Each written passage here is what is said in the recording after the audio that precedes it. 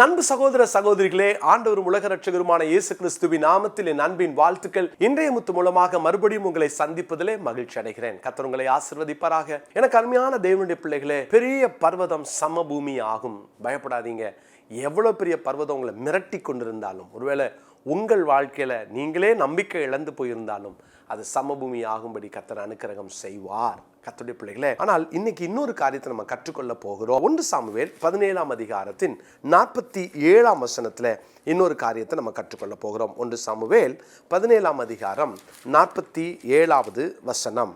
நான் அதை வாசிக்கிறேன். கர்த்தர் பட்டயத்தினாலும் ஈட்டினாலும் ரட்சிக்கிறவர் அல்ல என்று இந்த ஜனக்கூட்டம் எல்லாம் அறிந்து கொள்ளும். யுத்தம் கர்த்தருடையது, அவர் உங்களை எங்கள் கையில் ஒப்பு கொடுப்பார் என்றார். நேற்று நான் அறிக்கை பண்ண சொன்னேன், நான் ஜெயிப்பேன். எப்படி? இயேசுவின் நாமத்தினால.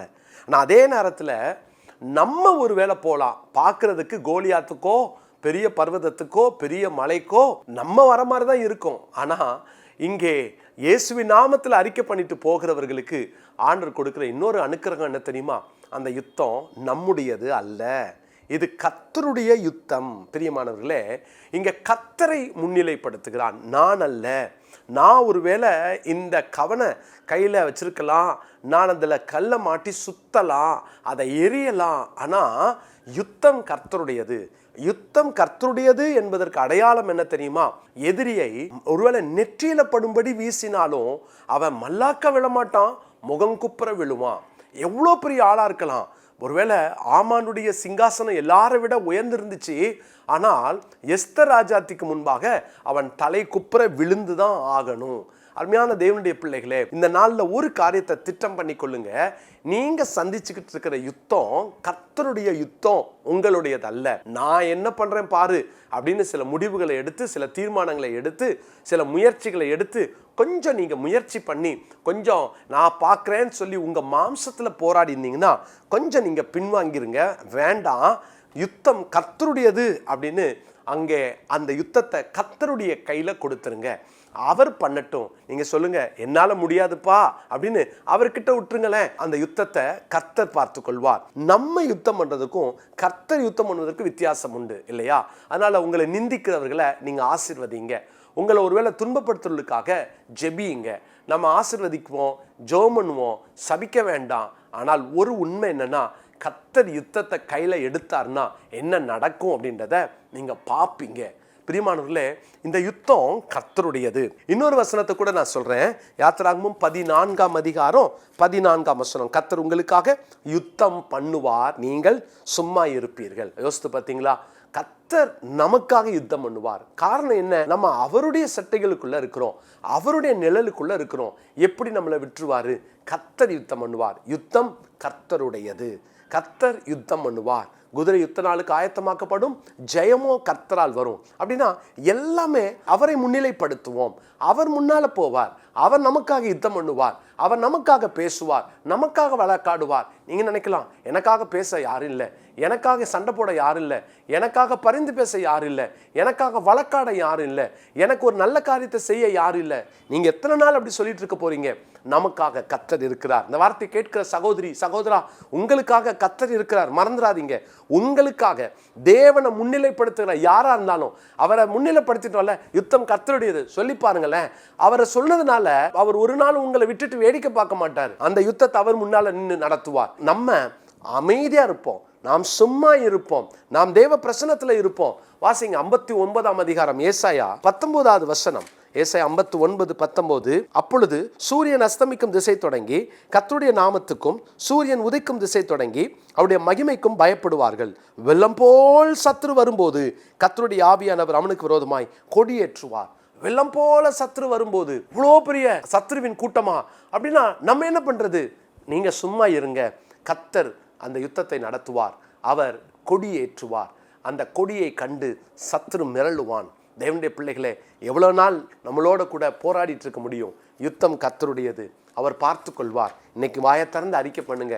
ஆண்டவரே, இவ்வளோ நாள் நான் சண்டை போட்டேன், நான் முயற்சித்து பார்த்தேன், நான் ஒருவேளை என்னுடைய நீதிக்காக நான் போராடி பார்த்தேன், ஆனால் யுத்தம் உம்முடையது என்று அவர்கிட்ட கொஞ்சம் விட்டுட்டு நீங்க வேடிக்கை பாருங்க, சும்மா இருங்க. அவர் மார்பில் சாய்ந்து கொள்ளுங்க. நீங்க பார்த்துக்கோங்கப்பா, நீங்க பேசுங்கப்பா, நீங்க சொல்லுங்கப்பா, சொல்லுங்களேன்.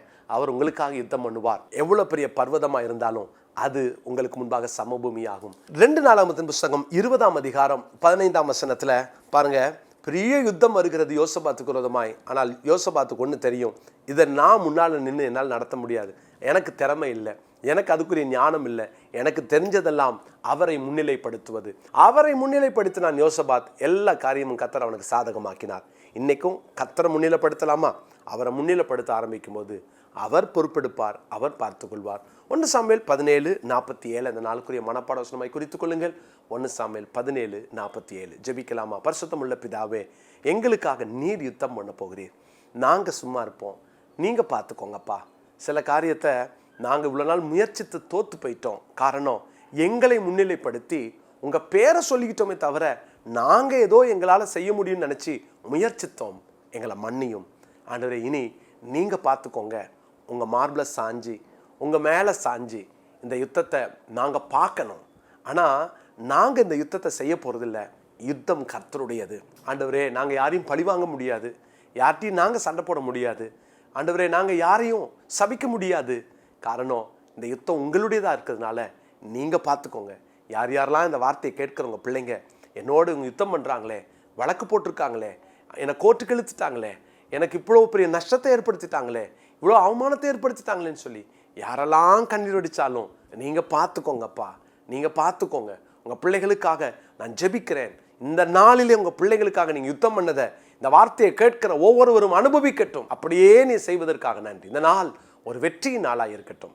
எல்லா இடத்திலும் உங்கள் பிள்ளைங்க ஜெயிக்கட்டும், தலை நிமிர்ந்து வாழட்டும், மகிமைப்படும். இயேசுவின் நாமத்தில் ஜெபிக்கிறோம் நல்ல பிதாவே, ஆமேன், ஆமேன். பிரியமானவர்களே, 1 இயரில் பைபிள் படித்து முடிக்கிற காரியம் போன வருஷம் நான் செய்ய முடியல, நடுவில் விட்டுட்டேன்னா இந்த வருஷம் திரும்ப ஜாயின் பண்ணுங்கள்.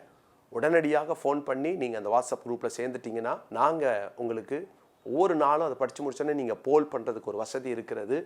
உங்களை உற்சாகப்படுத்திக்கிட்டே இருப்போம். இந்த வருஷம் என்னுடைய பிள்ளைகளே, நான் இன்னொரு ஆசைப்பட்றேன்.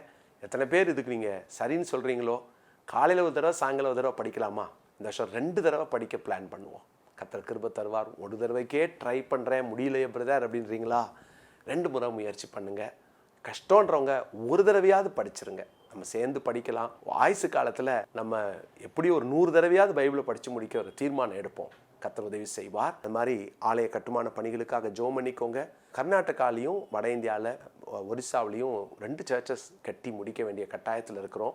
நீங்கள் ஏவப்பட்டால் அதற்கு கொடுத்து உதவலாம். விங்ஸ் ஆஃப் விக்டரிக்கு கூட மாதம் 1000 ரூபாய் கொடுக்குறவர்கள் எனக்கு தேவை. கிட்டத்தட்ட எங்களுக்கு 500 பேர் தேவை. மாதம் 1000 ரூபாய் கொடுக்குறவங்க நீங்கள் கொடுக்குறீங்க அப்படின்னா உங்களுக்கு தெரிஞ்ச ஒரு 2-3 பேரை இன்ட்ரடியூஸ் பண்ணுங்கள். நம்ம இணைந்து அவருடைய ராஜ்யத்தை கட்டுவோம். தேவநாம மகிமைக்காக. God bless you. மீண்டும் நாளைக்கு சந்திக்கிறேன்.